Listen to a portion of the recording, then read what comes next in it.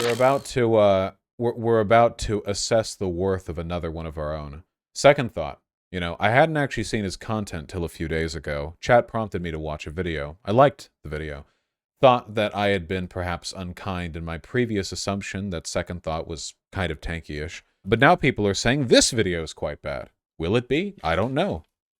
Let's find out. Yes, I love purity testing too, though. It's my favorite thing. It's, you know, what this channel's all about. Yeah, let's get a second thought on Second Thought. Ooh. That's the title right there. Title drop. This episode is brought to you by CuriosityStream. Loud. Get free access to Nebula and watch the first episode of my brand new original series when you sign up for CuriosityStream at the link below.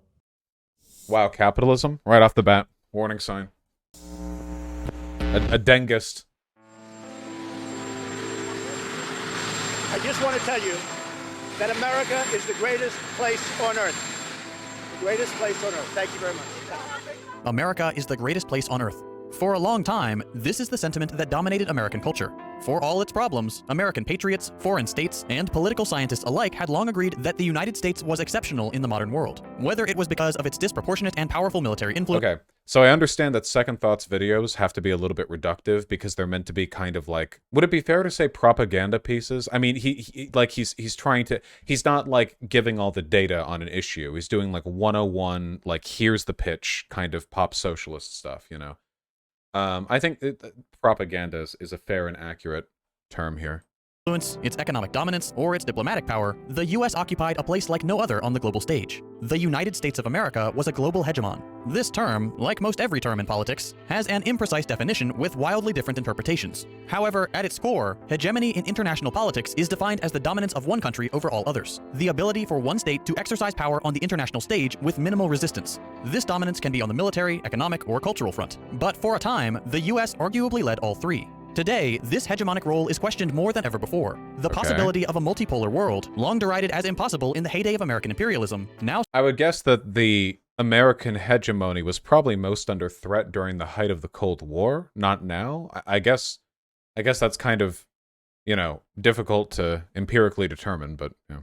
Seems to many as all but certain. In this episode, we're looking critically at the United States' role as a global hegemon. We'll examine its origins, its endurance, its present state of decline, and the conversations that have always surrounded that contentious topic. Let's start with its origins. For some, do it. U.S. hegemony seemed near inevitable. Exceptionalists, led by theorist Lewis Hartz in the 1950s, were some of the first to argue as much in a theory now called American exceptionalism, which is, quite simply, the idea that the United States is exceptional among the nations of the world. Specifically, exceptionalists argue that the U.S.'s origin as a nation isolated from the feudal kingdoms of Europe has made it unique in its early adoption of liberal democracy and the Republican values of private property, legal equality, representative politics, and, crucially, laissez-faire capitalism. That ideological exceptionalism, when combined with an ability to develop rapidly and far away from the wars between European states, would eventually lead to and justify the U.S. leading the international community, or so the theory goes. For how simple this idea was, it rang true to a lot of political thinkers. And who can blame them? When Hartz introduced his theory of exceptional American hegemony, the U.S. was very clearly a global superpower. From the Second World War, the U.S. had inherited an image as a military superpower. I'll probably have more thoughts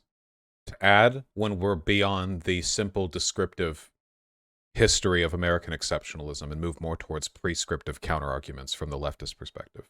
Backed up by a nuclear arsenal, a network of allies in what became NATO, and a rapidly expanding map of military and naval bases. On the economic front, the U.S. was not only the world's wealthiest country, but the Marshall Plan had built Europe's economy on the palm of the U.S.'s invisible hand. Bretton Woods, a U.S.-led economic partnership that gave birth to the IMF and the World Bank, tied the developed world's economy to the American dollar, and the funds for development aid to poorer countries to the West. Finally, when the Berlin Wall came down with the USSR a couple decades later, the U.S. declared victory over the economic, political... Do you agree that America is exceptional? America is objectively, undeniably exceptional, though whether or not that's a good thing really depends on which metrics you're looking at. American exceptionalism is more descriptive than prescriptive, a combination of circumstance and historical influence that led to us being remarkable in some ways. But again, remarkable and exceptional, these are very value neutral, depending on how you're referring to what you're referring to. We'll move along with it. Political, military, and cultural contests. It was, by all accounts, the leader of the world in every domain.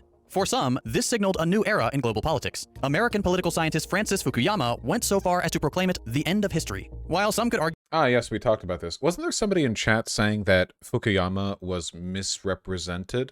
Somebody in chat was saying that Fukuyama, while still very disagreeable with his arguments, didn't say exactly what I think. President Sunday said that? Well, I think that President Sunday is a reasonable enough person. I haven't actually read The End of History and The Last Man. I was about to say maybe I will one day, but that's a fucking lie. No, I won't. Why would I even pretend to say? Why would I even pretend that?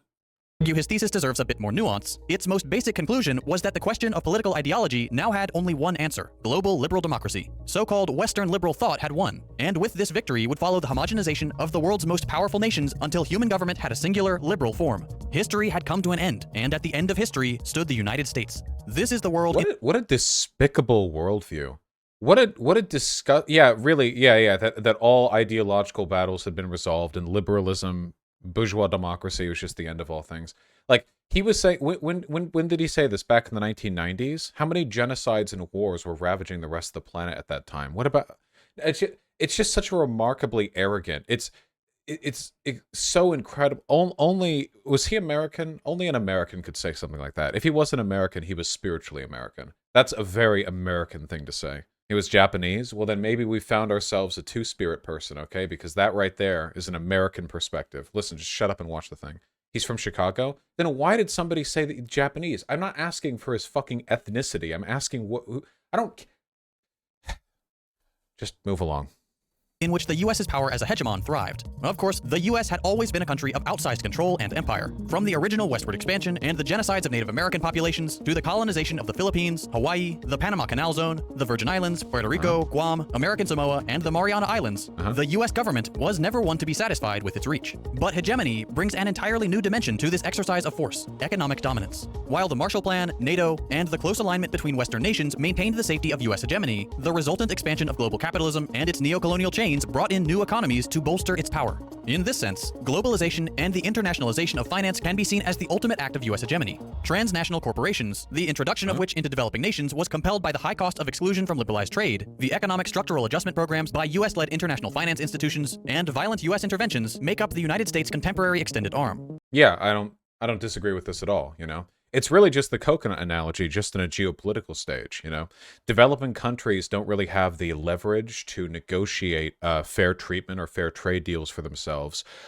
So instead, they'll take whatever we offer them. And what we offer them usually is involvement from Western business interests, insofar as we use their labor and natural resources to ship them out to countries that can assemble them, usually for higher pay, and then bring them over to countries where they can be sold for much higher pay.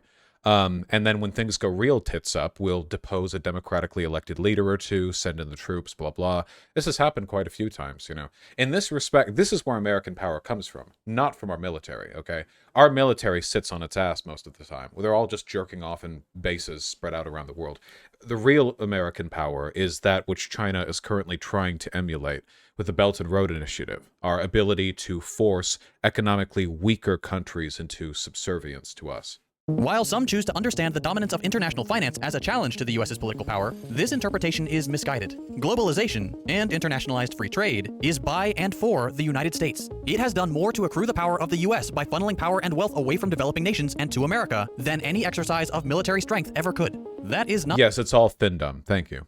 Not to say that military power was not a welcome recourse for the assertion of American hegemony. In a world where the US saw itself as the global superpower, American exceptionalism and American power only served to justify interventionism to establish the beneficial web of globalized liberal trade. During the Cold War, the United States happily funded, led, or otherwise supported large-scale massacres by far-right groups in Southeast Asia and Latin America against leftists and critics of the new American global order. In more recent history, the Bush Doctrine and its claimed right to unilateral military action to, quote, democratize or bring freedom to the Middle East operated in the same fashion. The consequential forever wars, military-industrial complex, and deteriorated geopolitical situation are the very real scars of this hegemonic entitlement and globalized liberalism. This is where we find ourselves today. Following the humiliating withdrawal from Afghanistan, the COVID pandemic, the Trump presidency and its anti-institutionalism, and the instability of American domestic politics, the question of American decline has seen a surge in attention. Many are looking at the US like they once looked at Rome or the British Empire, a great power overextended and due for contraction. That said, where some see events like Afghanistan as a marker of the end of the US's claim to supreme global power, others simply see it as a second Vietnam. A failure to be sure, but not one significant enough to challenge the massive global power the US has carefully built for over 70 years. The issue is, if it weren't for America's geopolitical doctrine being so ill thought out in the long run, there's really no reason why we should ever wane, you know? If America, for example, had actually meaningfully invested in green energy development, we could have been riding the world for another 50 years. You know, we could have copyrighted the technology to bring the world up to our standard. We didn't, though. We're being weighed down by the funny thing is that this is the incentive structure, you know? Like, it really is, you know, dialectical in its nature. The internal contradictions of capitalism are tearing apart the ability for capitalism to reign eternally.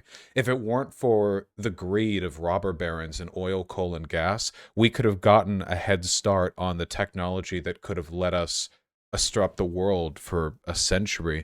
If it weren't for our obsession with milking every cent out of developing nations, we could be offering them better contracts than China can with the Belt and Road Initiative. China's actually better poised to, like, at least leap ahead with some of these things because they're capable of long-term planning.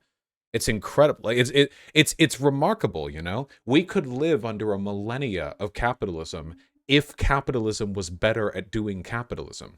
But I suppose that's the thing, isn't it? It's not. Internal contradictions, etc., etc.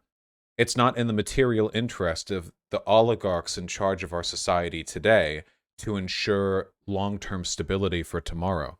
That's how it is. Basically, what I'm saying is, make me the next Elon Musk, and I will make capitalism reign eternal, okay?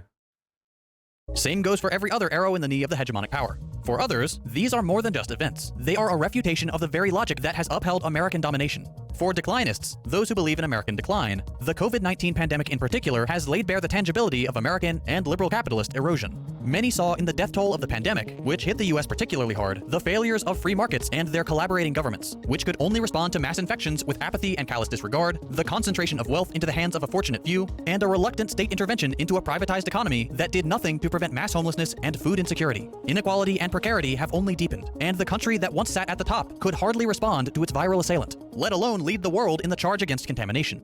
For another group of political thinkers, this decline... Okay, so again, like, so far, there's really not that much to this video that's super sussy. Or, like, at all, really. So far, I agree with pretty much everything in this video. Began years ago. Both the critics of American hegemony and its staunch defenders pointed to the contest for the top spot as it grew on the horizon. The economic growth of China, Russia, Europe, and India positioned these regions as counterpowers to the American-led system. Also, chat, it is true that Trump's administration exacerbated the issues, but at the end of the day, the reason COVID-19 went as bad as it did was because of liberalism. Our fucked medical care system, that's liberalism. The deregulation of our industries and the crippling of government emergency pandemic response teams, these aren't like fascist things. Liberal governments do this all the time. It's just basic austerity politics. Fascism added the bravado and the bullheaded chauvinistic politics of, you know, we can't be shown to be weak, so we must pretend there is no problem. But that's hardly the root of the issue. Where once the U.S. That's conservative, Vaush, too. Conservatism is liberalism. Until it becomes so conservative that you run towards fascism. But conservatives are liberal. You know, Reagan was a liberal in the political sense. Yeah. share of the global economy dwarfed all other countries, the playing field at the top has seen some narrowing. Europe now legislates more confidently when American companies like Google and Facebook breach European law, and China has not only achieved the #2 spot in record time, but has used its wealth to supplant American reach through development aid in many— Oh, sorry. Here's Fukuyama explaining his book himself. Oh, Doe, thank you. Hold on. Hit me, Fukuyama. With Encore Book Notes interview with Francis Fukuyama, professor of public policy at George Mason University in Virginia. He'll discuss the issues of human society and destiny, raised in his book, The End of History and the Last Man. They made a book about destiny? About an hour. Francis Fukuyama, author of the book, The End of History and the Last Man. What's it all about? Well, it's an imposing title. The book is about the question of whether there exists such a thing as what I would call history with a capital H. We usually associate history with just the routine flow of events, the war in the Persian Gulf, the fall of the Berlin Wall. But my book tries to ask a larger question, whether there is such a thing as a history of human society, taking into account the experiences of all peoples in virtually all times, and whether there is a kind of coherent evolution in the nature of those societies as they progress from, very primitive agricultural tribal societies up through various monarchies and aristocracies, up to the kind of liberal democracy and technologically driven capitalism that we have today. And the end of history refers to what I think still remains a question of whether that process is one that can terminate, whether that evolution, finally culminates in a certain kind of civilization that, in a certain sense, will be the last civilization that mankind will achieve, because in a certain sense, it's it's the right one, it's the one that fits human nature in an appropriate way. And what I argue in the book is that liberal democracy comes much closer to fitting human nature in that sense than virtually any type of prior, form of government or political organization or social organization. Yeah, okay, I'd say it's in line with my fair criticism. I mean, you can make the argument liberal democracy is better than feudalism, but yeah, I don't think that process is over. I don't think that process is ever going to be over. I think we're going to keep cycling around and around, up and down, loop-de-doo, out, off into the left field forever, eternally, And I think that's nice, Keep the wheels turning, keep the fire hot, keep the forge lit, keep working. Countries with programs like the Belt and Road Initiative and the New Development Bank. Budgets are starting to look comparable between top countries, and American industry no longer calls all the shots. Other rich countries have regained some lost sovereignty. Yet another group views the situation differently, denying that American hegemony ever existed. These thinkers propose instead... This argument is perfectly sound. He's just saying liberalism is closer, not there. Yeah, that's not all he's saying. If his only statement was liberal democracy is thus far preferable to prior forms of human organization like pharaohs, monarchies, and empires, then I don't think that would be a particularly controversial statement. It also wouldn't need a book. It goes beyond that. I think he's making the argument that, we're getting pretty near close to a perfect fit. The liberal state has only been around for like 250 years, President Sunday. Monarchies were stable for far, far longer than that, You can have 4 or 5 generations of a single royal lineage, and that would last longer than any liberal democracy ever has. So I don't know if we really have the historical perspective necessary. All right, okay, let's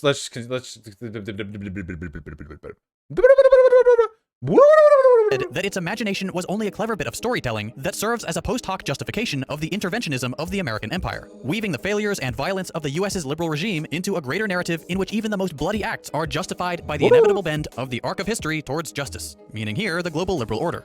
As one of the most studied concepts in international relations, there is far from a consensus on the topic of American decline. And part of the reason there are so many theories about the decline of US hegemony is because this isn't the first time it's been theorized. Yeah, this looks like shit. No wonder they replaced the wood parts and guns with plastic. Look at this. You imagine wading through all this and you've got, like, wood that you need to carry around and keep dry? Jesus. Zionism has roots going back nearly as far as the concept of US hegemony itself. For a while, the Soviet Union posed a hegemonic threat to the US, then Japan, then China, Europe, India, and in the last few years, China again. Each time a foreign economy surges, a political ideology threatens American-led liberal capitalism, or a military force swells, declinists emerge from the woodwork to announce the imminent end of the American empire. That's true. Hey, if you guys wonder, by the way, the reason why Chinatown is like an omnipresent feature of cyberpunk dystopias, it's because at the time, same with like Tokyo or like Neo Tokyo, that kind of stuff. At the time cyberpunk became a genre, at the time it became a popular genre, there were a lot of anxieties that the booming tech industry in Japan, along with China's stabilizing economy, would mean a sort of, to use their term, orientalized western coast of the United States. That the idea that like a ton of immigration along with their economic domination would lead to, like vast Chinatowns and, Tokyo-based engineering companies. Yeah, like, yes, Blade Runner is one of the origin points for cyberpunk, iconography. So, yeah, Shadowrun does it as well. Yeah, with New Yen, like that's a bad thing. I'm only saying that the fact that a common genre has a huge element of its aesthetic trope taken from economic anxiety over the Japanese and Chinese governments and their economies at the time, it's worth noting. This time, their predictions might be correct, or they might not.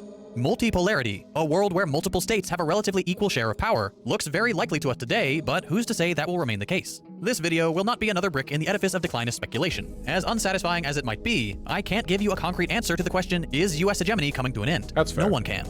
But you can have a little speculation, as a treat. If you want my 2 cents on the subject, as limited as my perspective is, here you go. I believe the contradictions within American society have advanced to a degree where the average American no longer blindly accepts the notion that the US is the greatest place on earth. As more and more talking heads appear on our TV screens to defend capitalism, American interest in socialism continues to rise. While wages remain stagnant, the cost of living continues to rise. While other countries have gotten their caseload under control, the American death toll continues to rise. Try as politicians may to paint China as an existential, economic, and cultural threat to our way of life, fewer and fewer Americans are willing to beat the drums of war against a nation that is clearly on a more stable trajectory than the United States. Yeah, I don't like that language. I'll say it, I don't like that language. I really don't think that war with China was ever anything the American public was sort of prompted to take seriously. This could be me having blinders on, but usually when I see people fear-mongering about China, it has more to do with trade relationships than it does, like, the threat of war, you know?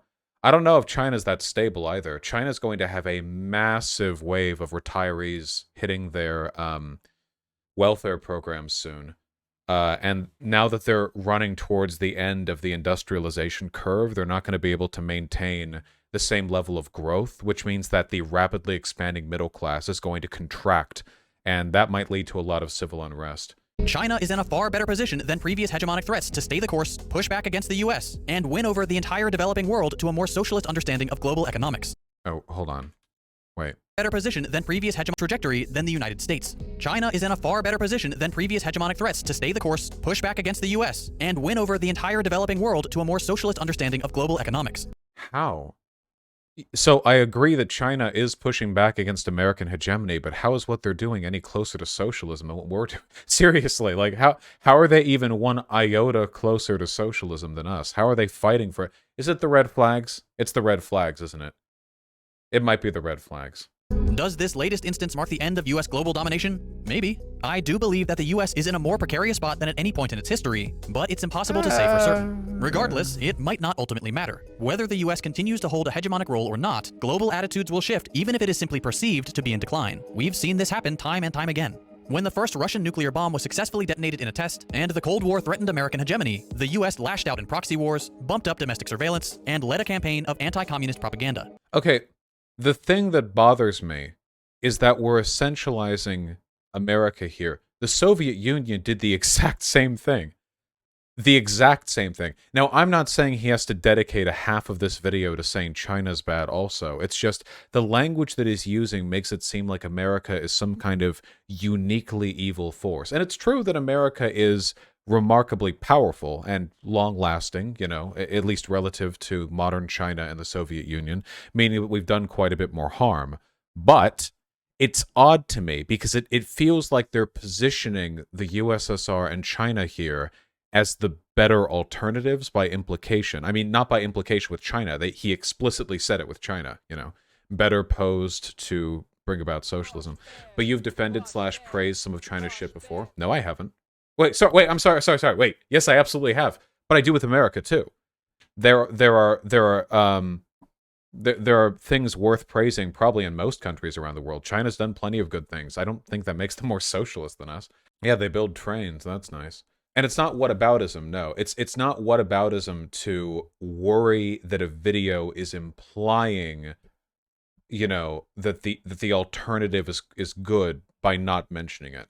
Whataboutism would be like if I knew that he felt both were bad, but I every time he made a video saying one was bad, he has to say the other, you know. But the implication here is I think, really important. Across the country, leftist organizers and association members were subjected to a popular hysteria and panic, stoked by government and media figures, and found themselves blacklisted and jailed regardless of their innocence or the committing of any crime. How many suspected counter-revolutionaries did Stalin kill? Because I'm pretty sure if we took a look at every leftist who was blacklisted in Hollywood or across the country, I feel like it would be a significantly smaller number than the people who were just shot in ditches. You know,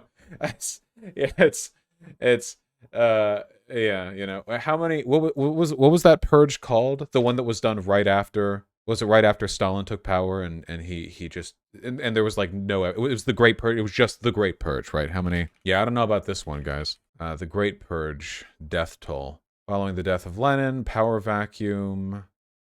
Stalin took power. His paranoia reached a crescendo. Scholars estimate the death toll to be roughly 700,000. Christ almighty. Yeah, okay. Again, it's not it's not a whataboutism thing. It's just like the U.S. Look, U.S. hegemony is only as bad as it is because they're the ones who have the hegemony. Chinese hegemony would not be any kinder, nor Soviet. Hegemony is bad. You know, it's why don't you just ask them to come on? With my reputation, I usually assume that nobody wants to come on if I have disagreements with them because they assume that I'm going to debate pile drive them. Americans were led into unnecessary proxy wars on the claims that standing by would mean the end of America and American freedom. In 2001, when Islamist terrorism challenged the U.S.'s military hegemony with asymmetrical warfare, the United States lashed out in the Middle East, bumped up domestic surveillance. That's an interesting way of putting it. 9/11 was asymmetrical warfare to challenge American. It's not really inaccurate. It's just it's very sanitized language. And militarization, and led a campaign of anti-Muslim propaganda. Hate crimes against Muslims surged, and Americans were led into unnecessary wars on the claims that standing by would mean the end of America and American freedom. In 2016, when the Chinese economy began to turn heads in Western nations, a new politician who liked to tell it like it is convinced a little under half of the electorate that China was part of the reason that their beloved country wasn't great anymore. The US lashed out in trade wars against China and led massive propaganda campaigns, reaching an apex during the first year of the COVID-19 pandemic. Hate crimes against people of Asian heritage surged, and every news outlet warned of an imminent economic war with China, the outcome of which would define the place of America and American freedom in the world. There's some validity to this. Just I feel like the argument there at the end bit is a little bit weaker. I really don't think anyone takes seriously the idea of engaging in real war with China, like military combat. And the economic war was like a couple of tariffs. I mean, it was very unserious, I think. China's too powerful for us to risk meaningful engagement with. Do you think Americans want World War III over Taiwan? No. The question is, does China? Taiwan is an autonomous sovereign nation that has a legal right to request military aid from the United States. That's not us being an aggressor. If China wants to invade them, that would be them aggressing and them posturing for World War III. I'd be very surprised if they went ahead with that. Likewise with Russia and Ukraine. Every single time U.S. hegemony is painted as being under threat, we see the same response. Entire sections of the population are depicted as traitors to the American cause, freedom is put on the line, and retaliation is made to seem inevitable. It's always us or them. In the next 10 years, the question of a multipolar world may well have an obvious answer. The United States and countries like China, Russia, or those of the European Union may have adversarial relationships or a more collaborative approach to global governance, though I wouldn't bank on the latter. In any case, whatever the outcome, whether the American century is truly coming to a close or not, the important thing to remember is that this time the catalyst is a growing skepticism of the global capitalist status quo. Developing nations have been exploited and bullied by capitalist oppressors for decades. And now, despite the Western powers' best efforts, anti-capitalist sentiment is beginning to take root both abroad and at home, especially as nations like China indicate a willingness to help smaller countries get out from under the boot of US imperialism. Okay, that's just a lie. That's pretty indefensible, not by implication. Helping smaller countries? Why would you? What? How can you be critical of American institutions and then be stupid enough to think, oh yeah, China would just help country? Yeah, why? Oh, because they're nice. Like it's like a child's view of politics. Well, America does things because they're evil, and China's doing things. You can say it's for mutual benefit, but what's the benefit? Look at the Belt and Road Initiative. They're debt investors. They're buying. They're investing. We helped them too, like the IMF helps people, you know? Oh yeah, the IMF is super helpful with their, policy help and their advice on how to best run your country by selling your raw resources at, pennies on the dollar to Western business interests, and in return will give you a shiny hat to wear. Yeah, help. Right. Second Thought is a pretty hardcore Dengist. He's collaborated with Bay Area ML, follows pretty much all the biggest and worst Dengist accounts on Twitter. Fine. All right. We'll talk to him. Fine. Sure. Fine. Where's Twitter? It's just a couple keystrokes away. All right, how do we best do this one? JT Chapman? Yes, it is. Oh, we don't even follow each other. Ooh, that's not good. Ooh. Hold on. If I take a look, Twitter, JT Chapman Vaush.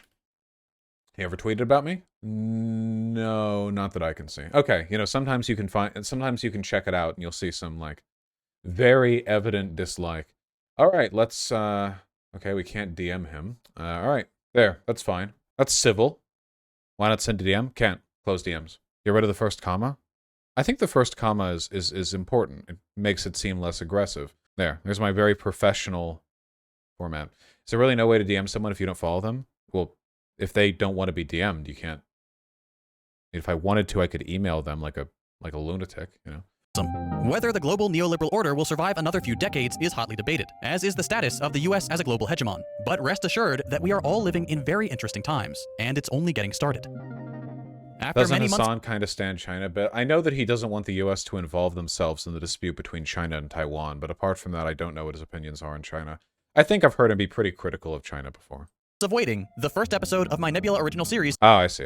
Are we done then? The new your favorite Nebula, which monetization for everyone. Okay, we're done then. Oh, what a nice frame to end on. How nice.